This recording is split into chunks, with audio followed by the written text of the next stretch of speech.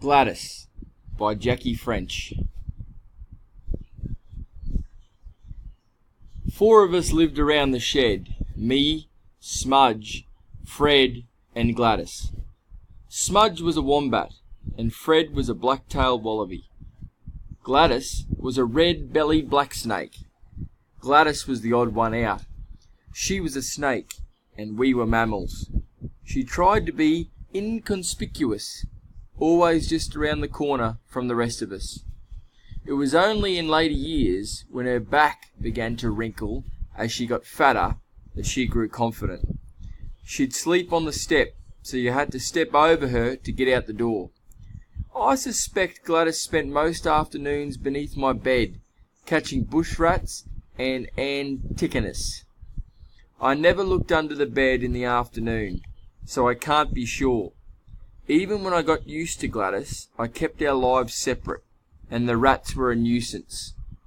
Grinding apricot kernels against the concrete floor at 2 a.m, while the anticonus spent most of the night quarrelling behind the cupboard.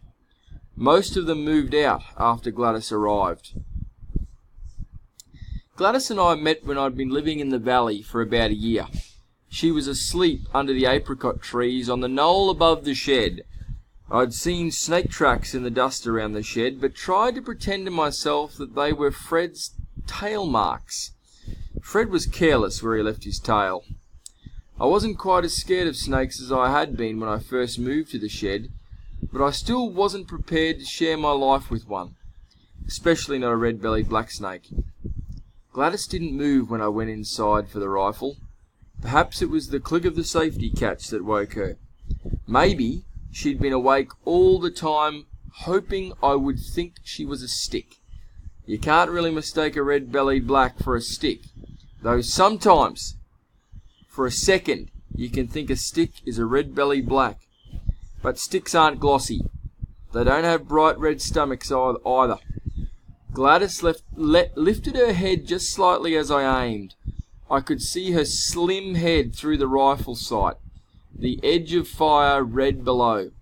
She watched me as I pulled the trigger. I missed. Gladys arrowed down the slope, brushed my legs as she took the shortest way to cover, and sped through the shed door into safety. I stopped shaking. I put the safety catch on again. I propped the rifle against the apricot tree and went to look for her. It was a small shed, with a room about 3 meters square in front and a larger area partitioned off behind for storage. It had a concrete floor, a bed, a bench, a table, a small cupboard, and a potbelly stove. Also, a red-bellied black snake somewhere in one of the corners. I checked on the bed, beneath it, and as an afterthought, under the covers. I looked behind the bench. The cupboard checked the box of kindling. No snake. If a snake could get out, up along the shed supports to go between the sheets of cladding, perhaps, or under the crack beneath the door to the storage area, she could get in again. I slept that night with dreams of snakes cuddling up to humans for warmth in the night, and waking in suspicion of every wrinkle in the sheet. I looked for her next morning, checking that the outskirts of the shed were snake-free, before taking my breakfast up to the knoll to join Smudge. Young gum tips were bronze in the distance, and the male casuarinas at the creek dusted the air with red. Down in the garden, tomatoes were flagrant amongst the green. No red bellies in view. Snakes don't get up early. Gladys poked her head from under the walls of the shed just as I was coming up for morning tea. We saw each other in the same moment. She ducked back, so did I. I recovered faster. I found the spade and started hunting. Spades are the best snake hunting weapons, long-handled with sharp blades. I pushed aside boxes, rolls of carpet, and bags of cement in the storage part of the shed. No snake. I pretended she'd left. I went to have a drink instead. It was a day before she appeared again, coiled on the road above the shed. Her bright stomach clashed with the orange clay. The black shone in the sunlight. This time, I didn't run for the rifle. I'm not sure why. I'd remembered in the meantime that snakes are protected animals. I would have been breaking the law if I had killed her without a permit. But this time, it didn't even occur to me to kill her. Maybe the day was too quiet to kill anything. The background thrum of cicadas, the cheeping as a flock of red-browed finches skimmed the grass, looking for seed, the harsher cry of rosellas in the wattles, the fall of the creek as it lapped around the rocks. Maybe I just hoped that after a few days she'd go away. Gladys grew fatter. The Antigonus grew timid. The bush rats stopped waking me up at 4 a.m. The red-bellied black snakes around here mostly like to eat frogs, but I've seen one eat a rat. It had half swallowed it when it saw me coming, then dashed off in case I pinched its dinner. The red casuarinas turned to brown and their rust coated the swimming hole, then later turned green again. The peaches swelled with summer. Somehow things changed. I never really decided that I'd live with Gladys, just somehow I gradually stopped being afraid. I began to accept that Gladys and I were different animals in the same territory. Smudge and Fred had nothing to fear from Gladys, as long as they watched where they put their feet. Neither did I. Red-bellied black snakes mostly sleep at night, though I've found them hunting at dusk or even later, before the ground has cooled down. Gladys's sleeping habits probably matched mine. After the first few weeks, I never worried about stepping on her at night. By then, I knew that as long as I didn't frighten her so that she felt she had to defend her life, Gladys wouldn't hurt me. Snakes are very good at sensing when humans are around, though snakes don't see the way we do. Snakes can't really focus on something unless it's moving, unless it's very close to them. So if you want a snake to think you're not there, just stand very still.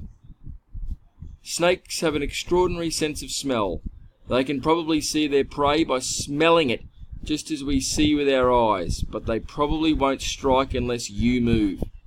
Snakes don't hear like us either. You can sing as loud as you like near a snake and they won't hear you, but they will hear the vibrations in the ground if you tiptoe away. Like humans, all snakes are different from each other. Brown snakes are jumpy and aggressive and very territorial. So are copperheads. But the ones in this area seem to get used to having me around. They grow large and passive, and just keep discreetly out of sight. Red-bellied blacks are usually timid. They'll raise themselves to strike if you corner them, but it's mostly bluff. They'll be trying to find a way to race between your legs. All snakes around here get jumpy after a few months of very hot summer. They're bad-tempered in early spring too, hungry after winter, but slower then. A red-bellied black will chase you in late January and ignore you a month later. Some are different. One copperhead here chased any human within 20 meters. It hunted me through the vegetable garden, sticking its head up over the potato plants to get a better view. Luckily, humans can run faster than snakes. I wore gumboots in the vegetable garden for a few months. Finally, it must have moved away, or perhaps a kookaburra ate it, though it was a bit big for a bird to grab. Another black snake lived on the cliff above the road. It raced down after anyone who passed that way. Luckily, it was a very steep cliff covered with loose stones.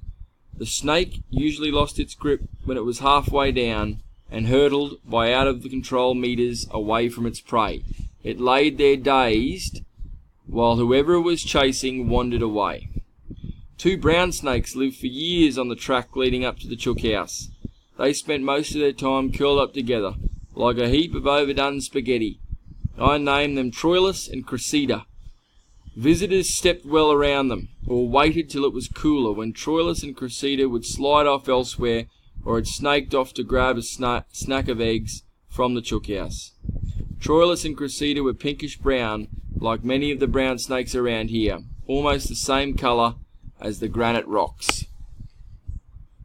I don't know what happened to Gladys. She was still there when I left that shed and shifted across the creek, bigger and more placid than ever, and spending more time just sleeping in the sun. Maybe she's there still. Red-bellied black snakes can live about 20 years, and possibly more if they're protected from predators. So it's just possible. There are lots of red-bellied black snakes around the old shed now. I like to think they're Gladys's descendants.